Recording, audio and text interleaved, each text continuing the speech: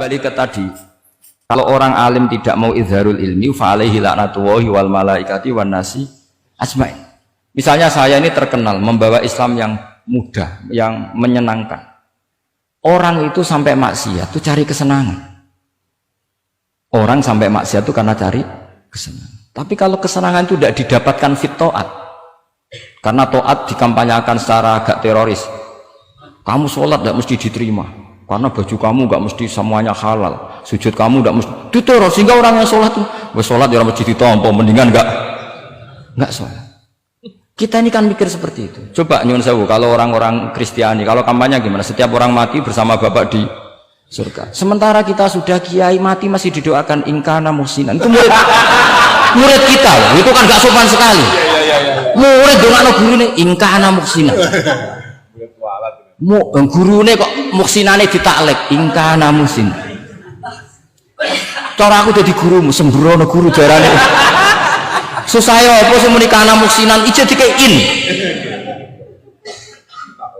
Itu kan saya belum pernah doakan Mbah Mun gitu.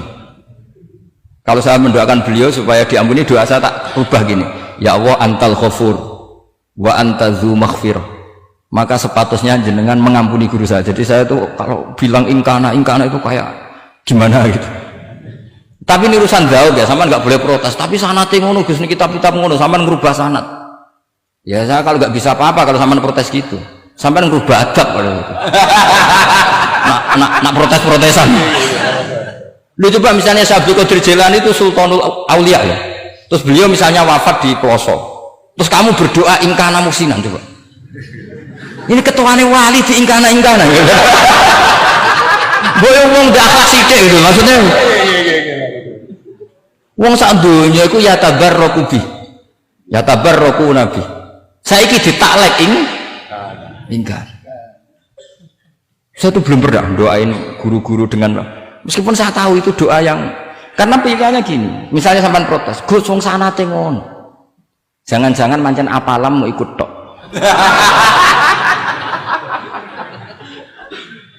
Loh Imam Syafi'i itu kalau doain mayit, ini sekaligus ijazah tapi haram ditiru.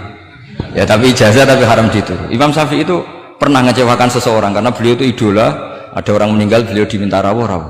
Doanya hanya gini tok, ya Allah, Engkau itu tetap menjadi Tuhan meskipun tidak menyiksa orang ini. Jadi menyiksa orang ini tidak kebutuhan Engkau. Kalau tidak jadi kebutuhan Engkau ya tidak usah dilakukan. Itu terus pulang keluarganya gerembeng. Piye dong ngono tok. Tapi satu keluarga itu diimpeni, mayat itu diampuni gara-gara doanya Imam Syafi'i. Ya Allah, anta ghaniyun. Anta itu ghaniyun an azabim. Engkau tidak perlu menyiksa orang ini. Engkau tetap Tuhan, tanpa menyiksa orang ini tetap Tuhan. Jika itu tidak kebutuhan engkau, ya sudah, tidak usah dilakukan. Terus iya. Jadi kalau saya doain guru-guru, ya Allah sifat ghafur engkau itu pasti efektif. Gak mungkin sifatnya jenengan kok boten tembus. Ya sudah, ya seperti itulah ya Allah.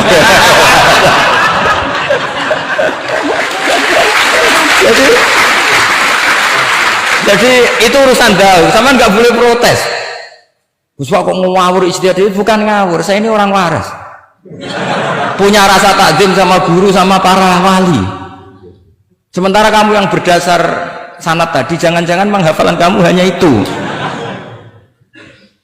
Ayo milih mana? Saya bukan bikin ajaran baru, ndak, ini cerita rasa. Cerita apa? Rasa. Dan itu di hadis-hadis gitu, Nabi itu kalau manja sama Allah gitu, kalau ada orang salah terus kemudian diazab, kata Nabi, anta akram min ayu adzibahu marrotain. Ini di dunia sudah pernah engkau beri sanksi ya Allah, anta akram min ayu adzibahu marrotain. Tapi kalau belum disiksa kemudian dia aman-aman saja di dunia, engkau itu akram, engkau sudah mulia, gak pantas, sudah menyelamatkan di dunia, kemudian jenengan dendam di akhirat masih jadi masih nyiksa lagi. Itu Nabi itu kalau sedang manja dengan Allah itu akhirnya ya baik semua gitu. Lah saya jenis ulama yang partai itu. Partai itu lah kira-kira seperti itu. Jadi ya, jadi ini relax saja, ini monggo nih kita tadi sesuai janji saya hanya 10 menit dari sekarang. Saya juga mungkin saya nanti tetap pulang karena saya besok ngajar di setainya Gus Yofur. Mungkin saya itu sudah janji sama istri saya, Setelah Yai wafat paling saya ini dibully, pernah sepuh itu 2 tahun. Semoga setelah 2 tahun saya naik lebih sepuh. Pakai dalil-dalil yang agak-agak angkuh tadi karena terpaksa. Jadi sekarang ngalah 2 tahun. Setelah itu saya pakai sanad yang saya sepuh gitu. Supaya agak digawe kongkonan terus gitu. Tapi saya tidak tahu tingkat adab saya sampai berapa tahun, saya tidak tahu gitu. Tapi saya mohon sama yang Musayyid Fathul Wahab, ilmu itu dianalisis secara cerdas, ceria dan mudah. Saya dulu itu ya iskal sama hadisnya Nabi, kullu ummati mu'afan illal mujahirin. Semua umatku dimaafkan asal ketika dosa itu enggak cerita kalau dosa. Saya dulu jenggat. Orang dosa cerita dosa itu kan kesannya jujur baik. Tapi setelah saya pikir-pikir itu bener Kanjeng Nabi. Misalnya sampean cerita dengan anakmu, ya aku zaman mondok pelosok sering nak marung utang enggak bayar ya biasa. Ya biasa, sekolah enggak munggah. Itu jujur apa mengajarkan? Mengajarkan. Suatu saat anak sampean goblok, persis bapak. Maka penting, tidak jaru itu penting. Makanya kata Nabi, semua umatku diampuni kecuali yang cerita-cerita dosanya. Karena dengan cerita itu artinya apa? Misalnya sampean zaman puber pacaran, terus kamu cerita, "Ya aku dhisik untuk ibumu ya pacaran." Oh, tak goncengno ngalor ngidul. Itu jujur, tapi soal anak kamu pacaran kan alasannya apa? Niru bapak. Tapi tidak kamu sok suci, pacaran haram. Pak, lalu untuk ibu, wah pangeran peparingnya. Lo kan kira bodoh nih, Pak. Wah itu peparingnya pangeran. Gak pacaran, Pak. Oh pacaran haram tuh. Kenapa nih orang kan bodoh nih? Pacaran haram tuh. Aku untuk bojo peparingnya Allah. Wah itu dimaafkan malah itu. Lo coba nyun sewu, ini analogi ya nyun sewu. Kalau andekan semua yang pernah zina itu ngaku zina, kalau itu jumlahnya 1000 saja, 1000 itu punya keluarga, satu orang minimal punya keluarga 10, akan dipakai justifikasi kalau suatu saat zina berdasar pernah Pak D-nya atau Pak L-nya, iya enggak? Tapi kalau semuanya enggak ngaku dan semuanya nyuwun sewu sok suci, wanteng ning masjid, sak wiridan nangis, wah anak putune kok, wah mbahku khusuk kuat. Padahal nangisnya perkara nyesal tahu mau. Tapi artinya apa? Konsep yang dikatakan Rasulullah SAW itu kan luar biasa. Kullu ummati mu'afan illal mujahirin. Karena dengan jihar, memang di situ masdarnya kok jadi jihar. Jadi bukan ijhar tapi jihar. Jadi memang bahasa Arab itu agak unik. Misalnya di nahwu itu masdar itu kalam. Kalam berarti sulasi mujarrad.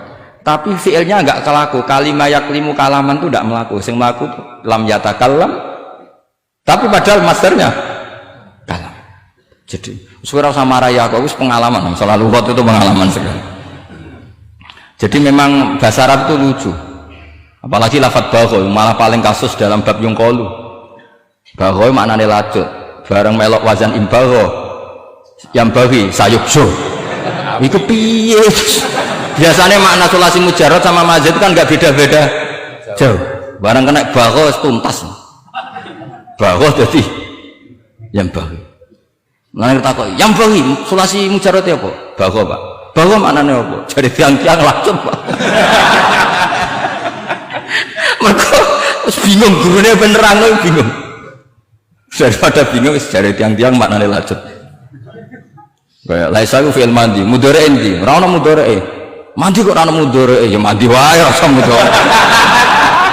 Terus repot bahasa Arab wis repot. Kene ora malah dibahas mau apa coba? Ya sudah takdir ngono ae sudah. Jadi apa yang dikonsepkan Rasulullah SAW itu pasti yang terbaik. Bahkan Imam Ghazali ikut berkampanye wa inna ya, termasuk pemberian Allah terbaik adalah sitro, as-sitro itu atau tutup. Jadi hifdzul qaba'ih, menjaga supaya keburukan kita tidak kelihatan, itu termasuk kebaikan. Bukan dianggap tidak jujur, karena tadi kalau semua keburukan kita tampakkan maka akan menjadi masif. Misalnya kamu cerita, misalnya insya Allah lah kita yakin semuanya kita insya Allah diselamatkan dari zina. Misalnya cerita dosa yang kecil-kecil saja, misalnya ini pondok utang rambayar atau rokokan gak jamaah, terus kamu ceritakan anak kamu, itu bukan jujur, mesti sebagai alat. Jadi cara anak kamu, wah disanggup, cocok, suatu saat aku goblok kayak bapak. Aku di sekolah cung sering ramunggah, anakmu mondok wis tenang santai. Nah ramunggah dalile bapak. Tapi nak kowe cerita, mondok niki pelosok, pirang tahun Pak? 10 tahun. Kepengin ngit mayai, kepengin mondok susu ben barokah. Munggah terus Pak, munggah. Maksudnya orang munggah kelas, munggah apa wae pokoknya. Wis temenan. Karena itu bahaya, makanya kullu ummati mu'afan. Ma'is ketika ngaku zina itu Nabi itu enggak menolak sampai 4 kali. Ma'is yang memaksa Nabi supaya beliau melakukan raja, eksekusi. Semua ketika meminta saran sama sahabat, halla satarta bidzalik, kamu tidak usah cerita. Karena tadi logikanya kalau ada Ma'is ya, jangan-jangan yang lain juga ya, itu kan menimbulkan macam-macam. Itu hebatnya Islam, malah kita diajarkan awamastur aurati wa amin rawaati. Kayak apa baiknya Islam? Tapi kita sekarang karena tidak baca hadis, lalu ada gerakan jujur. Mari semua meresapi dosa masing-masing. Kamu pernah ini istighfar terus nangis. Jebule gerakan ngono iku ya nyuwun sewu ya ana duwike kan ya repot. Tidak usah seperti itu. Ikuti hadis Rasulullah Shallallahu Alaihi Wasallam bahwa termasuk nikmatnya Allah Taala itu adalah tertutupi semua kesalahan-kesalahan kita. Dan itu barokah bagi hadaddin karena kesalahan tidak muncul. Nah, itu sudah untung, agama sudah untung. Ketika kesalahan tidak munculnya, agama sudah ikut diuntungkan. Coba kalau semua yang maksiat itu kelihatan, kan seakan-akan hadil ardu mamlu'ah bil masih. Tapi ketika maksiat itu sembunyi-sembunyi, kemudian sing syiar itu adzan, pengajian, kan bagus. Sama nggak boleh protes, tapi itu kan tidak jujur. Ya bukan masalah jujur dan tidak, ini satrul qabaih. Nah, ini namanya siasa. Namanya apa? Siasa. Siasa itu tidak harus politik tentang negara. Kita mengelola diri kita sendiri butuh apa? Butuh siasa. Jadi misalnya kamu cerita kebaikan kamu kepada anak, biar kebaikan itu ditiru. Tapi kalau anak kamu tanya, Pak, sampean nate salah, itu sesuatu yang paling saya takutkan, Cung. Karena aku sering naudzubillah minas salah. Tapi Bapak pernah salah enggak? Itu pertanyaan enggak penting. Karena tadi bahaya. Luas enak, maksudnya beragama seperti ini tuh enak. Kullu ummati mu'afan illal mujahid. Itu kan luar biasa. Jadi semua umatku itu diampuni asal tidak cerita-cerita.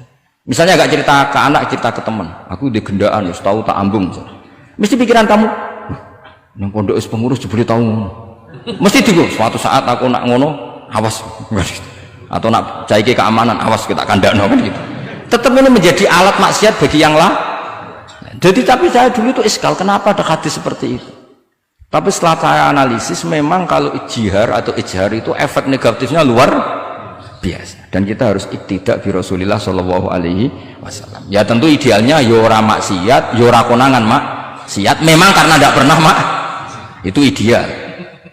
Memang nggak konangan karena tidak pernah melakukan. Ya saya kira demikian. Saya mohon supaya ya tadi ya saya Fathul Wahab dari kitab Manhajut Tullab itu dikarang Zakaria Al-Ansori piyambak Zakaria.